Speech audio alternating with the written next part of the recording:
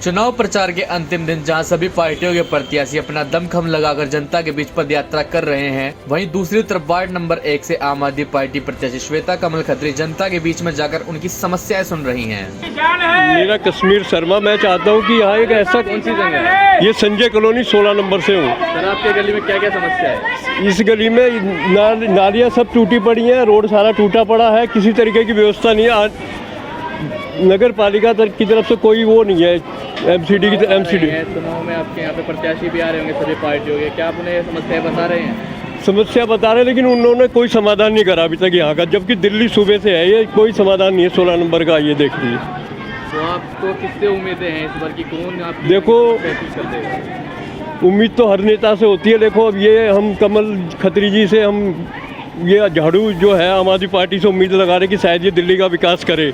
उनका कहना है कि हम दल बल दिखाकर या धर्म की राजनीति कर वोट नहीं ले रहे, हम केजरीवाल जी के कामों को लेकर वोट मांग रहे हैं। मैडम, चुनाव में 2 दिन रह गए हैं, किस तरह की कैंपेनिंग चल रही है? अच्छी चल रही है, हम अपना पूरा जोर शोर से कर रहे हैं। आज कैंपेनिंग का आखिरी दिन है, सभी पार्टियां अपना शक्ति प्रदर्शन कर रही हैं। आम आदमी पार्टी की तरफ से ऐसा नहीं हो रहा। हमने अपना दे चुके हैं, हम हर तरह से भरपूर 100% दे चुके हैं और अब भी दे रहे हैं। बीजेपी का जो हमेशा मुद्दा होता है वो धर्म की राजनीति का होता है, इस पर क्या कहना है?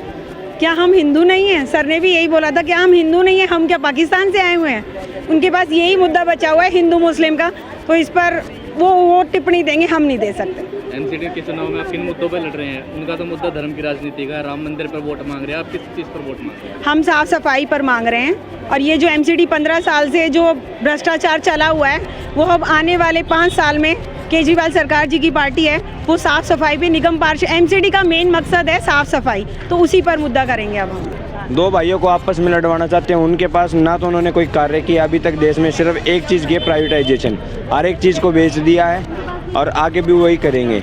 उन्हें वो 2 भाइयों को लड़वाना चाहते हैं, ये हिंदू है ये मुस्लिम है, उनके पास कोई कार्य नहीं है। हम सिर्फ किस चीज़ पे, जो हमारे आम आदमी पार्टी के जो केजरीवाल है मुख्यमंत्री जी, उन्होंने जो कार्य किए हम उस चीज़ पे वोट मांग रहे हैं।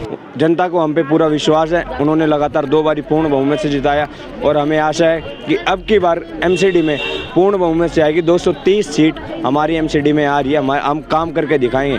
हम अच्छी राजनीति नहीं करते बीजेपी की तरह, हम हिंदू है, हमें पता हम हिंदू है, हमें किसी को ये दिखाने की जरूरत नहीं कि हम हिंदू है। मैं क्या कहूँ, आप एक बात बताओ, जो मोमडन इंडिया में पैदा हुए हैं क्या वो इंडियन नहीं है? क्या वो हिंदू नहीं है? हिंदुस्तान है, हिंदुस्तान सबका है, कोई जरूरी नहीं कि जो पाकिस्तान से आएगा वो पाकिस्तानी। हमारे हिंदू भी तो पाकिस्तान में है। ये जो उन्होंने मुद्दा बनाते हैं हाँ। कि बाहर से आके रहते हैं, ये मुद्दे बेवजह के हैं, फिजूल मुद्दे हैं। इनको अच्छी चीज़ों से हटाने के लिए कोई नौकरी नहीं, कोई काम नहीं, कोई अच्छा काम नहीं, बेहुदा मुद्दे हैं ये सारे, और हम लड़ रहे हैं अपने हक की लड़ाई। इस बार किस तरह का समर्थन मिल रहा है आपको? इस बार हमें बहुत अच्छा समर्थन मिल रहा है, भरपूर समर्थन मिल रहा है। सफाई, नालियाँ, जो भी मुद्दे हैं सारों का हल कराएंगे। ये नहीं कि कोई पार्षद से मिलने आया तो मुँह छुपा लिया, नहीं, बिल्कुल मेन गेट पे उसका वेलकम करेंगे, अंदर बैठाएंगे, चाय पानी पिलाएंगे, उनके सारे मुद्दे हल करेंगे, कोई भी समस्या नहीं रहेगी उनकी। मेरा तो यही कहना है कि सब लोग समझदार हैं, दिमाग है सबके अंदर, और अपने मुद्दों को पहचानो। सबसे पहले आपको क्या चाहिए? देखो, जहाँ तक राम मंदिर की बात है, मंदिर ठीक है, मंदिर तो इंसान के मन में भी है, मंदिर तो हर घर में है, तो लेकिन सफाई है, शिक्षा है, ये जो यहाँ पर जो आप पार्टी के जो मुद्दे हैं वो वाकई में ऐसे मुद्दे हैं जो एक आम आदमी की ज़रूरत है। ठीक है, आम आदमी को भोजन जो है वो मंदिर में जाने से नहीं मिलेगा, मंदिर में जाने से भीख मिलती है, भोजन नहीं मिलता। ठीक है, और मंदिर तो आप अपने घर में बना लो, मन में मंदिर है। मैं अगर इंसानों की, मान लो हिंदू मुस्लिम के जो मुद्दों की लड़ाई हो रही है, अगर मैं मुसलमानों को ढंग से अच्छे कर्म करती हूँ तो मेरा तो मंदिर वही हो गया। ठीक है, मंदिर के लिए हमें जगह जगह अलग अलग तरीके से क्यों जाने की ज़रूरत है? जो मुख्य मुद्दे हैं वो सफाई, आपका शिक्षा, आपके अस्पताल, ये सब मुद्दे हैं। और जब शिक्षा अच्छा, साफ सफाई में आप रहोगे, अच्छा स्वास्थ्य आपका होगा, तो वैसे ही इंसान का दिमाग जो है वो अपने आप सोचना शुरू कर देगा। तो मुझे लगता है कि बीजेपी का जो मेन मुद्दा है वो ये है कि इंसान को भटकाओ, जो भेदभाव क्रिएट करो, और इतना भटका दो कि वो अपनी सही राय ही ना ले सके। जो मेन मुद्दे हैं उन सब्जेक्ट से भटका। क्या लगता है आपको कि इस बार एमसीडी में केजरीवाल जी की सरकार बन पाएगी? बिल्कुल 100%, क्योंकि आप बार बार बेवकूफ़ बेवकूफ़ नहीं बना सकते। हर किसी के अंदर दिमाग है, हर कोई रोटी खाता है, हर कोई अपना निर्णय ले सकता है। और मुझे लगता है इस बार जो जनता है वो लेती भी आ रही है, पिछले साल भी जैसे पिछली बार भी लिया था और इस बार भी लेगी। जनता बहुत समझदार है, वो अपना निर्णय खुद लेगी और मुझे लगता है जीत पक्की है, क्योंकि हर किसी को अच्छी शिक्षा, साफ सफाई, अच्छा वातावरण, सुख शांति का वातावरण चाहिए। चुनाव में 2 दिन रह गए हैं, किस तरह की कैंपेनिंग चल रही है? बहुत बढ़िया, गजब का, बहुत अच्छा रिस्पॉन्स आ रहा है जनता का, और जनता को बहुत ज़्यादा जनता हमें प्यार दे रही है, पूरा प्यार, पूरी मोहब्बत, पूरा समर्थन दे रही जनता। आज आखिरी दिन है कैंपेनिंग का, जी। इस समय तक कैंपेनिंग रहेगी और कहाँ कैंपेनिंग होगी? हमने जी पूरा गौतम कॉलोनी, अपना वार्ड नंबर 1 में पूरा गौतम कॉलोनी 1 नंबर गली से ले गए और 18-19 नंबर गली तक लास्ट तक, और संजय कॉलोनी हम पूरा कवर कर चुके हैं। कहा जाता है कि भाजपा धर्म की राजनीति करती है, हिंदू मुस्लिम को बांटती है, तो क्या कहते हैं आप? देखिए, भाजपा तो अपनी आदत से लाचार है, उनको कोई मुद्दा तो उनके पास होता नहीं है, वो किसी मुद्दे पे बात करना चाहते ही नहीं। भाजपा और भाजपा के जितने भी पदाधिकारी है और कार्यकर्ता हैं, वो सभी सिर्फ एक धर्म के आधार पर ही राजनीति करना पसंद करते हैं। देश का भी वो एक धर्म के आधार पर ही बंटवारा करना चाहते हैं राजनीतिक दृष्टिकोण से, और भाजपा के पास कोई भी मुद्दे नहीं है कि वो जनता के बीच में जाके मुद्दों पे बात कर सके, डिबेट कर सके, बहस कर सके, और अपना विकास जो उन्होंने कुछ किया ही नहीं जो वो गिनवा सके। तो उनके पास सिर्फ लास्ट में एक ही चीज़ बचती है, धर्म, और वो धर्म के नाम पे ही राजनीति करते हैं। अब आप एक बात बताइए छोटी सी, मैं भाजपा वाले जितने भी भाजपा के पदाधिकारी और कार्यकर्ता हैं, मैं उन सभी से पूछना चाहता हूँ हाथ जोड़ के कि क्या हम हिंदू नहीं है क्या अगर किसी दूसरी विचारधारा की कोई संगठन है, कोई पार्टी है, अगर कोई भी देश की जनता का नागरिक अगर किसी दूसरी विचारधारा से जुड़ा हुआ है, तो क्या वो भारतीय नहीं है, या क्या वो राष्ट्र के हित में नहीं है, या वो हिंदू नहीं है? मैं एक ही बात जानना चाहता हूँ कि अगर कोई भी भारतीय नागरिक बीजेपी को सपोर्ट करता है, समर्थन करता है, तो वो हिंदू है बीजेपी की नज़र में, और अगर उनके खिलाफ किसी दूसरी विचारधारा से जुड़ा हुआ है तो वो हिंदू नहीं है। मैं एक सवाल करता हूँ बीजेपी से, क्या ये सही है?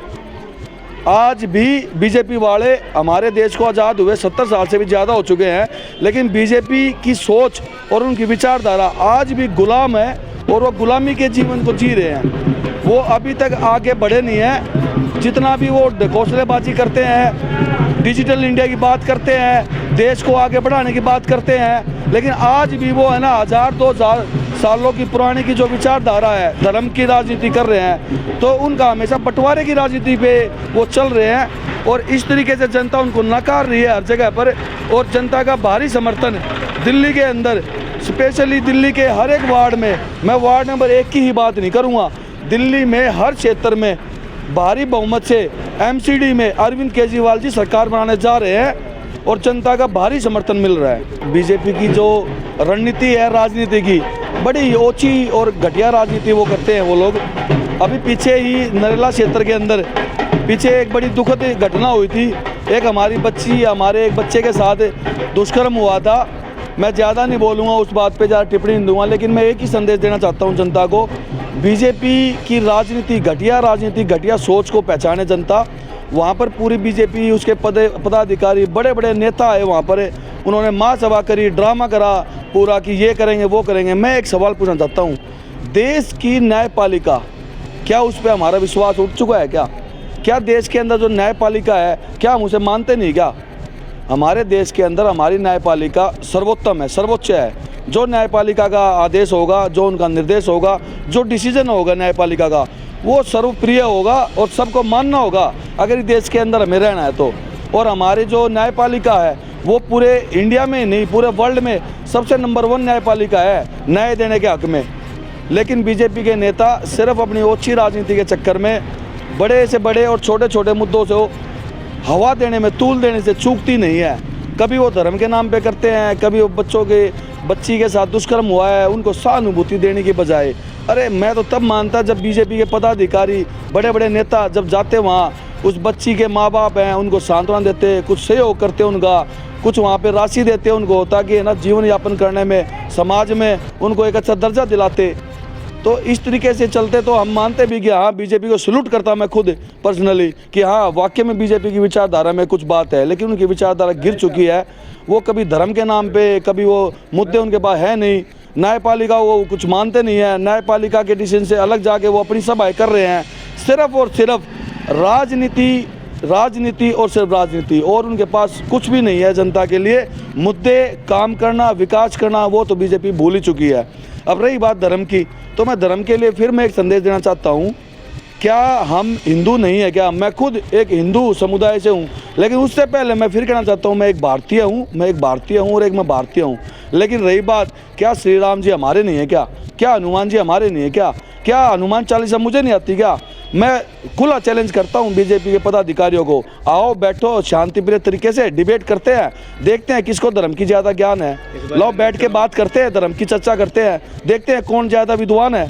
इसमें बात विद्वान की नहीं है, इसमें बात है संस्कारों की, विचारधारा की।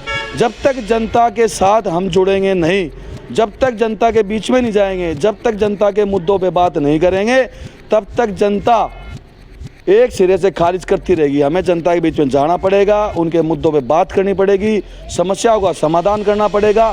और ज़मीन से वो राजा किसी काम का नहीं है जिसमें जनता प्रजा दुखी हो। हमें जनता को प्रजा नहीं समझना चाहिए, जनता को, हर शासक सत्ता में रहने वालों को अपना परिवार समझना चाहिए। जनता को और परिवार की तरह है ना पालन पोषण करना चाहिए, सबकी भागीदारी करते हुए, सबका सहयोग करते हुए मुद्दों पे बात करनी चाहिए और विकास करना चाहिए।